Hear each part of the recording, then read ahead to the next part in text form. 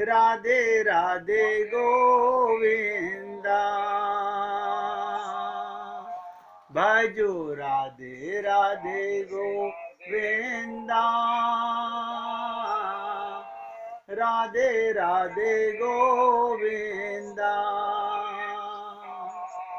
गोविंदा गोविंदा गोविंदा, राधे राधे गोविंदा, राधे गोविंदा, राधे गोविंदा, राधे राधे गोविंदा,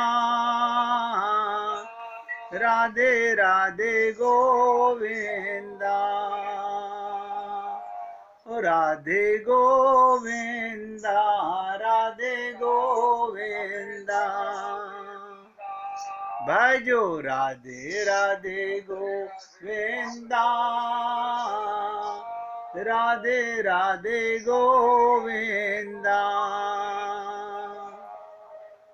हे पुण्य आत्माओं, भगवान के द्वार कभी किसी के लिए आज तक बंद नहीं हुए। अपने मुख से अपने मन में कभी भी भगवान के प्रति दुर्भावना मत लेके आना, कभी मत लेकर के आना। वही हमारी अज्ञानता है। हमारे तो रोम रोम में भगवान का वास है। सुन लीजिए, एक बार की बात, महाभारत के युद्ध के बाद भगवान श्री कृष्ण और अर्जुन द्वारिका गए।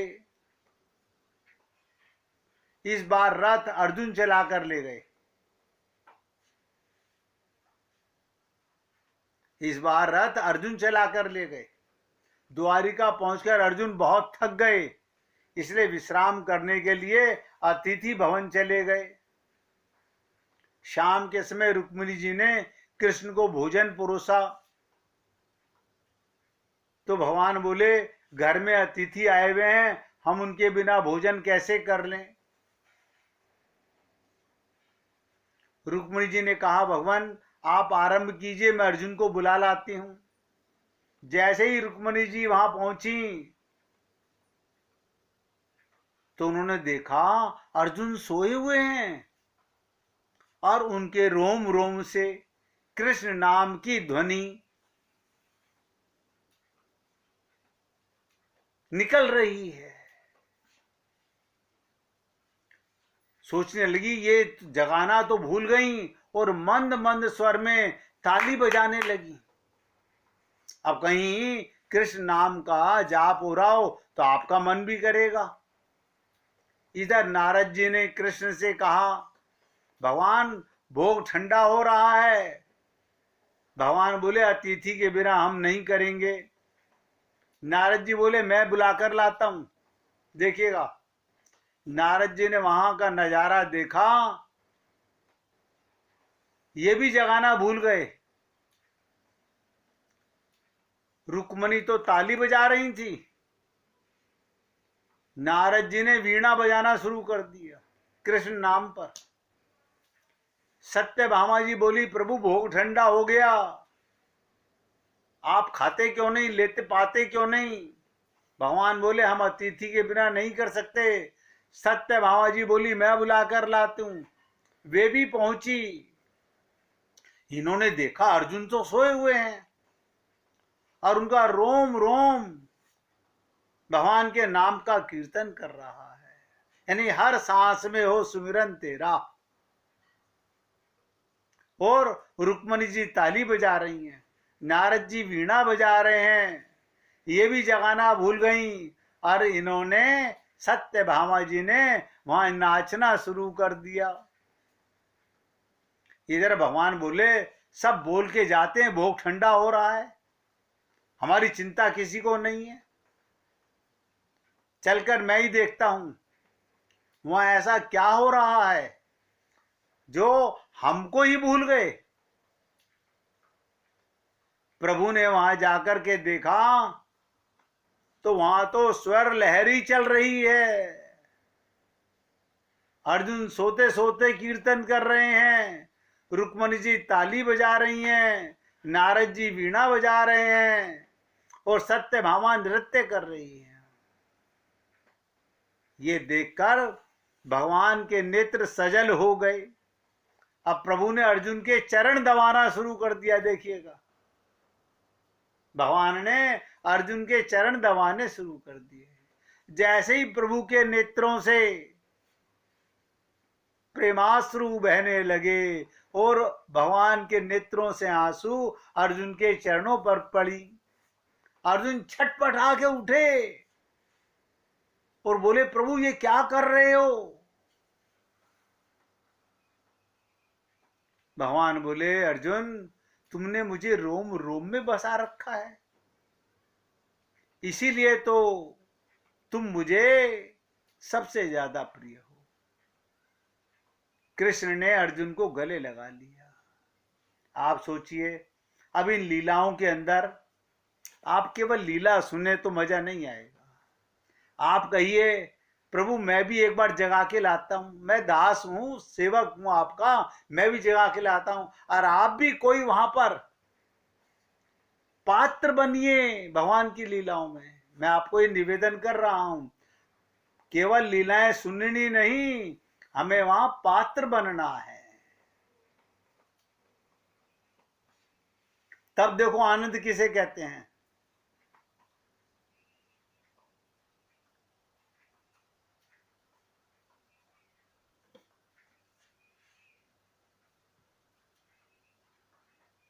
मन के भाव हैं।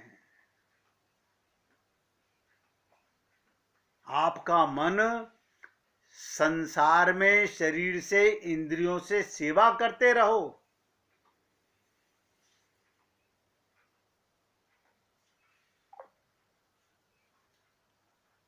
संसार की सेवा करते रहो। संसार की सेवा में कोई दोष नहीं है। ये वो किसी के यहां से आवाज आ रही है भैया, बहुत ज्यादा।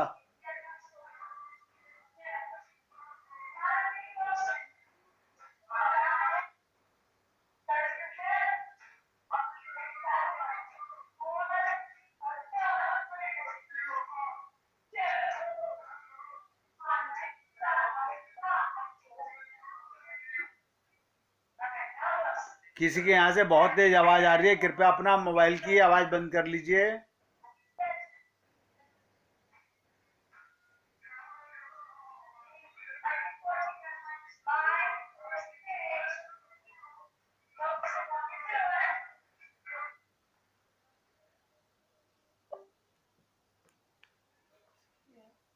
वो काटा है किसी ने फोन।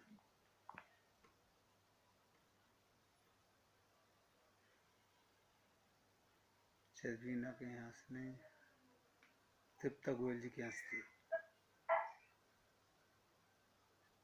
तो देखिए, मन के अंदर मैं आपसे बार बार निवेदन करता हूं, भगवान की लीलाओं का आनंद लेना हो तो भगवान की लीलाओं में अपने को पात्र बनाइए।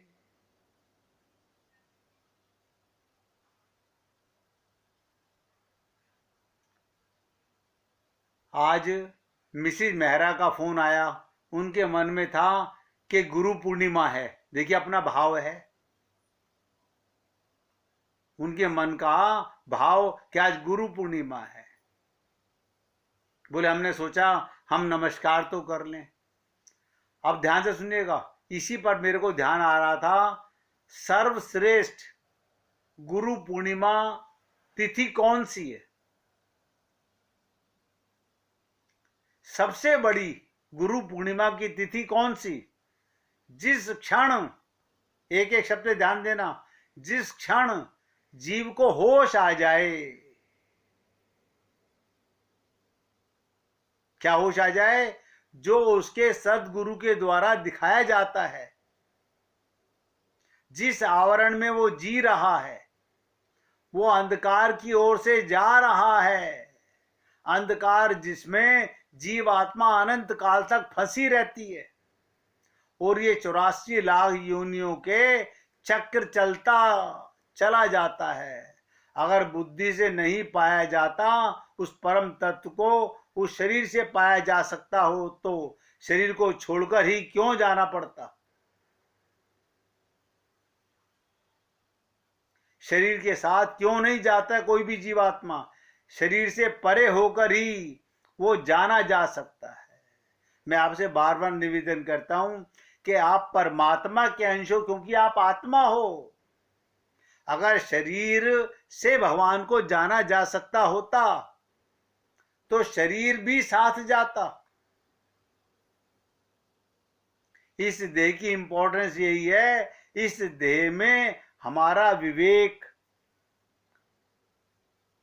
शरणागति कर पाता है, समझ पाता है। और मैंने कहा सबसे बड़ी गुरु पूर्णिमा कौन सी तिथि है?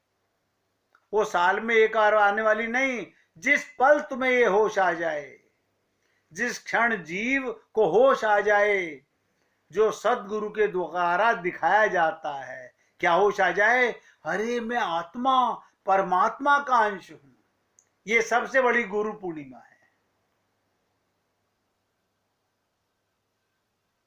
मैं जिस आवरण में जी रहा है वो अंधकार की ओर जा रहा है, ये शरीर तो मृत्यु की ओर जा रहा है। और इसी अंधकार में, इसी अज्ञान में जीवात्मा अनंत काल तक फंसी रहती है। ये इतनी आसानी से नहीं जाता है। मैं कई बार आपसे निवेदन करता हूं, जीव जागा जब जानिए, जब आत्मज्ञान हो जाए, आत्म जागृति हो जाए, जब आपको अपना शरीर से अलग अनुभव होने लगे। मैं शरीर से अलग हूं, शरीर को तो मैंने बचपन से लेकर के इस उम्र तक मिटते हुए देखा है। मिटने वाले को देखने वाला चेतन है, परमात्मा है, उसके संग हम रहते हैं। लेकिन हम अपने आप को देह मानते रहते हैं।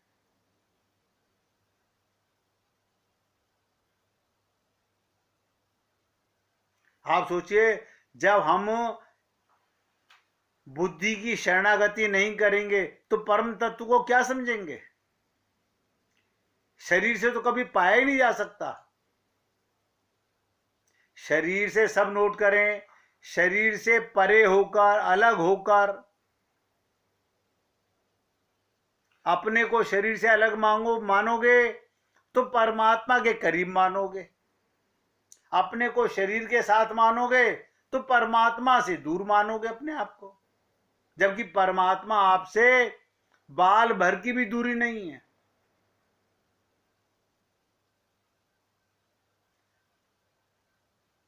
केवल शब्दों से नहीं, अनुभूति में समझने का प्रयत्न करो।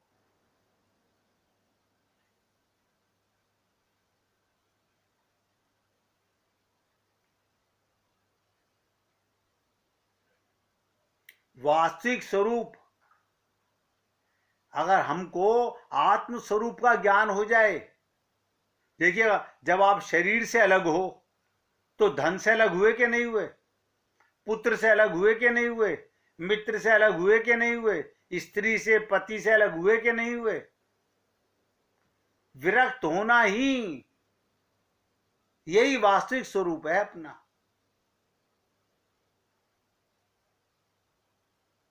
हम संसार से प्रेम करते हैं और उनके अभाव से वैराग्य। संसार के ऐश्वर्य रहते हुए क्या ईश्वर प्राप्ति नहीं हो सकती? आप सोचिए, हमारे घर में हर चीज की सुख सुविधा है तो क्या हमें भगवत प्राप्ति नहीं हो सकती? जनकादिक सब कुछ था उनके पास में, राजा थे। राजा अम्बरीश के पास सब कुछ था। परमहंसों का उदाहरण आप लोगों ने बहुत बार सुना है।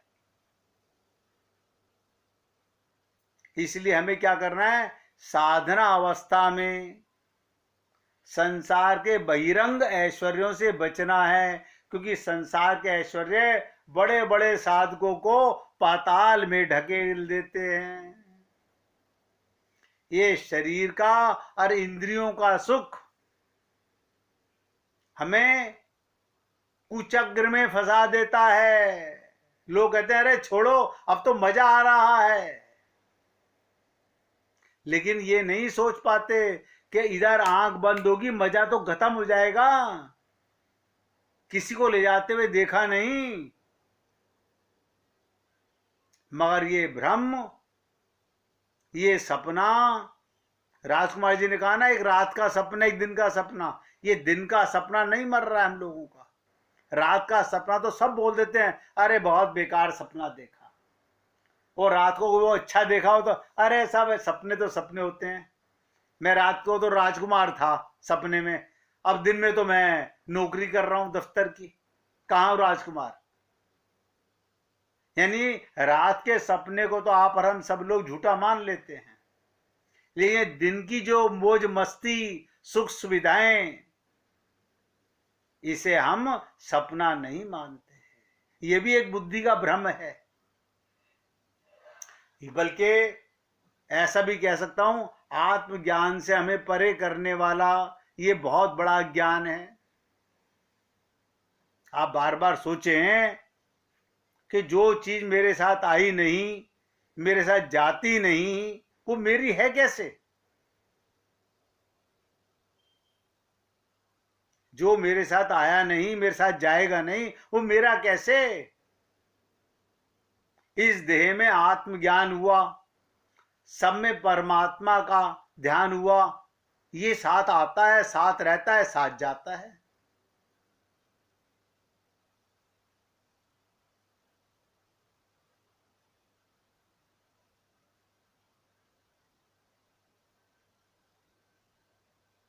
इसलिए हमको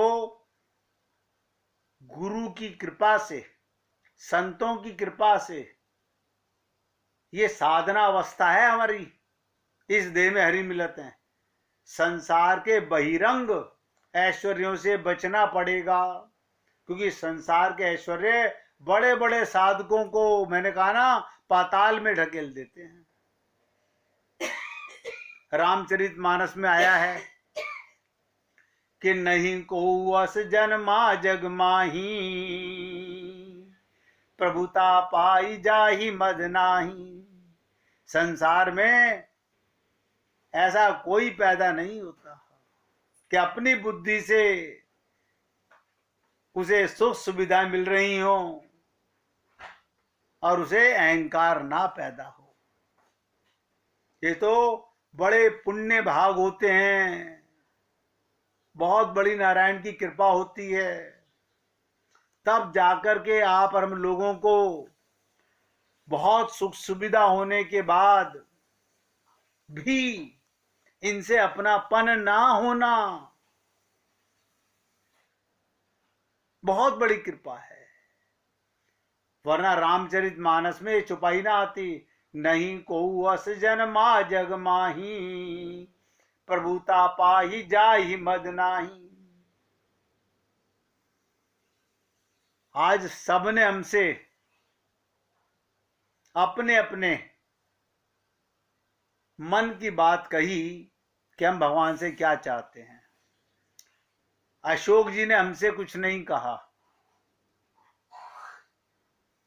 देखिए, हमारे विवेक में सबके कहे हुए शब्द घूमते हैं, और जिसने नहीं कहा वो भी मैंने आपको बता दिया। अशोक जी ने कुछ नहीं कहा। अब क्या कारण था? या तो उन्होंने हमारे कही हुई प्रश्न को बुद्धि में रखा नहीं, सोचा नहीं, इसलिए उनके मुख से कोई बात निकली नहीं। कुंती, सोचिएगा, पांडवों की माता, श्रीमद् भागवत महापुराण में श्लोक आता है कि भगवान से विपदा मांग रही है। बताइए, कमाल है। लोग संसार के संसारी सुख मांगते हैं, शरीर का सुख मांगते हैं,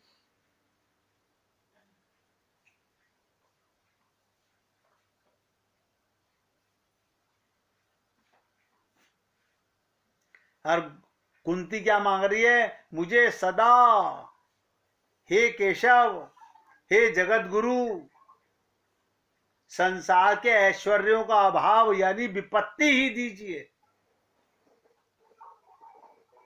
ऐसा क्यों कहा? क्योंकि सांसारिक वस्तुओं के अभाव में अहंकार ना होगा, वरना सांसारिक सुख सुविधाएं जितनी बढ़ती हैं उतना अहंकार जरूर आता है। और हमारे पतन का कारण भी यही बनता है।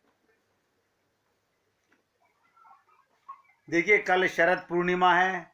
मैं आप सब भक्तों से निवेदन कर रहा हूं, कल जो भी भजन सुनाना चाहे, हम सबको मौका देंगे भजन सुनाने का। जिस जिसके मन में भगवान को अपने साथ नाचने का, नचाने का, रास में जाने का, आनंद लेने का मन हो, भजन निकाल के रखिएगा। ये मत सोचिएगा कि कोई एक जना भजन सुनाएगा। हम सबसे निवेदन करेंगे, एक जना सुनाए, 4 जने सुनाए, उससे कोई फर्क नहीं पड़ता। कल का दिन आनंदो उत्सव का दिन है, आत्मा का आनंद, जिसे परमानंद बोलते हैं। और जो आपके हृदय में भगवान के नाम का ध्यान और कीर्तन या जो भी आपके मन में भजन सुनाने का भाव आए, आप निकाल के रखिएगा। आज सत्संग को यहाँ विराम दे रहा हूँ। कल प्रयत्न करूंगा केवल आपके साथ रस, रास और महारास की चर्चा करने के लिए। कल शरद पूर्णिमा है। काश आप और हम लोगों के मन में भी प्रभु प्रेम पाने का, उस आनंद को पीने का हम अधिकारी बन जाएं। मौका मिला है, जीवन मिला है, प्रयत्न करना हमारा काम है। बोलिए, मीरा जी कुछ बोलना चाह रही हैं? बोले, सुनाइए सुनाइए, बहुत खुशी की बात है।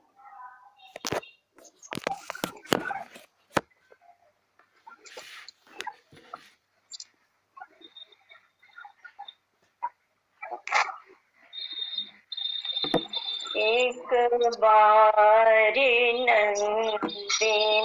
नंदन नैनों के निकट आजा, एक बार नंदन नैनों के निकट आजा, वह सांवली छवि मन मोहनी रंगीनी, कमलों के सरिस खिली, झांकी मुझे दिखा जा, एक बार नंदन नैनों के निकट आजा, पीतांबरी की धोती कटी किंकणी की ज्योति, पीतांबरी की धोती कटी किंकणी की ज्योति, जटा पूर्व होती चकिया हरे लगा जा, एक बार नंदन नैनों के निकट आजा, पीतांबरी को से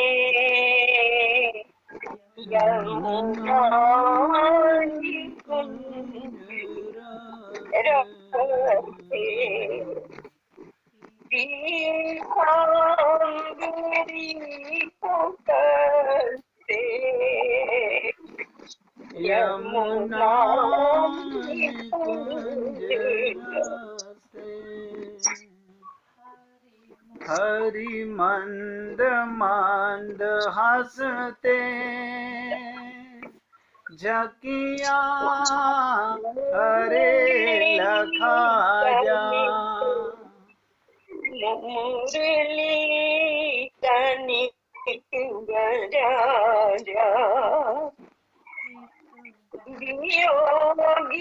वियोगियों की फांसी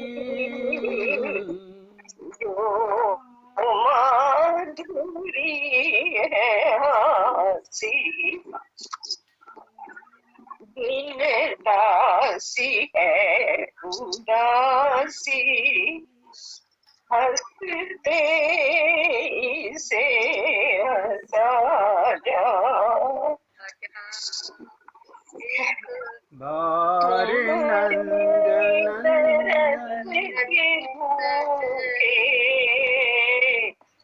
दिन रात आँख दुखे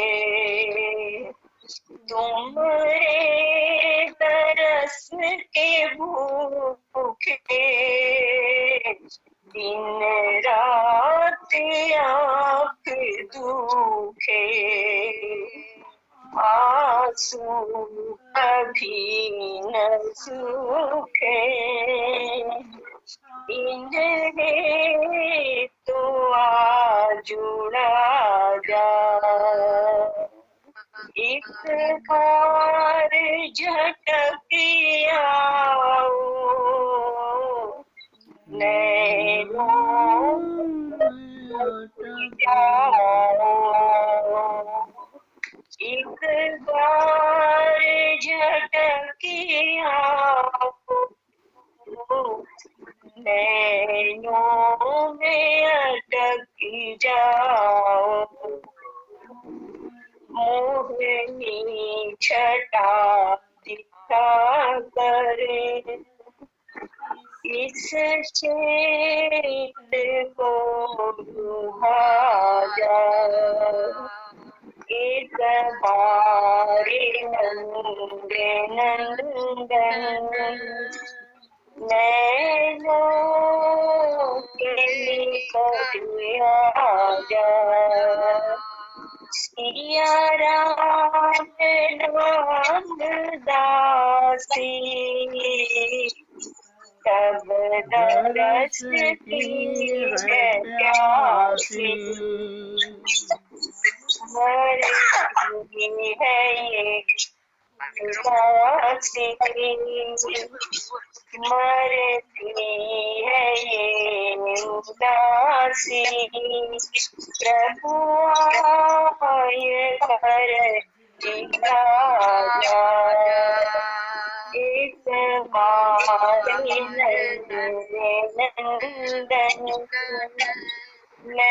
नैनों के निकट आ जा नैनों के निकट आ जा बोलिए वृंदावन बिहारी लाल की जय जय जय श्री राधे जय जय श्री राधे बोलिए लाल जी का मंगल हो सभी भक्तों का मंगल हो सबको राधे राधे भैया सबको राधे राधे।